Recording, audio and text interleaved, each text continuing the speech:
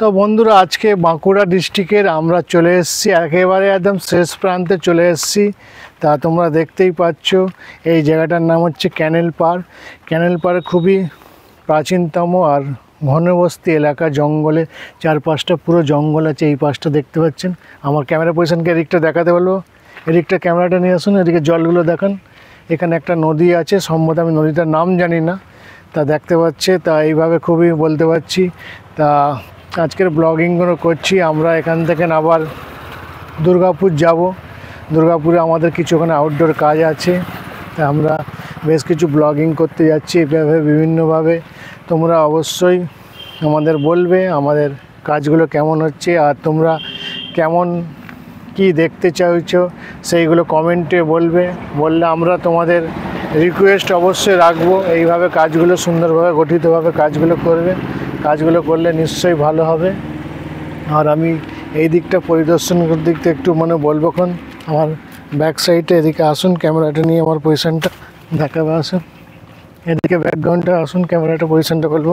আমরা একটু জলের দিকে নামবো এই পজিশনটা দেখার জন্য। এদিকটা ব্যাক সাইডে এদিকে চলে আসুন, ক্যামেরাটা নিয়ে চলে আসুন, আস্তে আস্তে চলে আসুন। আমি এই পাশটা না, আসুন এই দিকটা দেখুন। এই পয়েন্টের পজিশানে আমরা বলবো যে দেখুন এই প্রাকৃতিক সৌন্দর্য লোকেশান।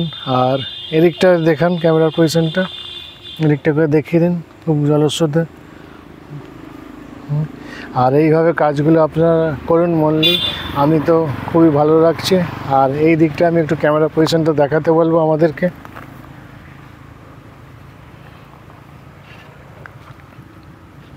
চারিদিক পাশটা আপনি দেখতেই পাচ্ছেন। দেখে নেওয়ার পর এইদিকে, আর মেনলি এইসব কাজগুলো আমরা করছি, বিভিন্ন জায়গায় যাচ্ছি আমরা। আগামীকাল বিষ্ণুপুরে বেশ কিছু দর্শনীয় স্থান দেখাবো। আজকে যতটুকু কভারেজ করতে পারছি সেগুলো করে নিচ্ছি, বাকিগুলো আগামীকাল কভার করে দেখাবো। তোমরা এইভাবে আমাদের পাশে আছো, ভালোবাসছো, সাপোর্ট দিচ্ছ। আগামী দিন আরও বিভিন্ন জায়গায় ব্লগিং করব, তোমাদের দেখাবো পরিপূর্ণভাবে। আমি এই চারপাশটা একটু এদিকটা দেখব। এই জায়গাটায় এই যে সুন্দর গাছের মনোরম পরিবেশ দেখাতে হচ্ছে। এখানে বড় বড় শাল গাছ এখানে তৈরি হচ্ছে, সব প্রাকৃতিক দৃশ্য। এখানটায় ঘনবস্তি এলাকা। একটা সময় এখানে জায়গাটা খুবই ভয়ঙ্কর ছিল, এখন সব স্বাভাবিক হয়ে গেছে, কোনো অসুবিধে নেই। আগে এটা দিয়ে রাত্রিরে পারাপার হওয়া খুবই অসুবিধা হতো। আর এটা দিয়ে মুকুটমণিপুর রোড আছে। আমরা গত মাসে মুকুটমণিপুরে ট্যুরিজমে গিয়েছিলাম, ওখানে বেশ কিছু ব্লগ করেছিলাম। তা আজকের মতো ভিডিও এখানেই সমাপ্ত করব, বেশি বড় করব না। আর আমরা আর একটু এই দিকটা দেখাতে বলবো, চারপাশটা।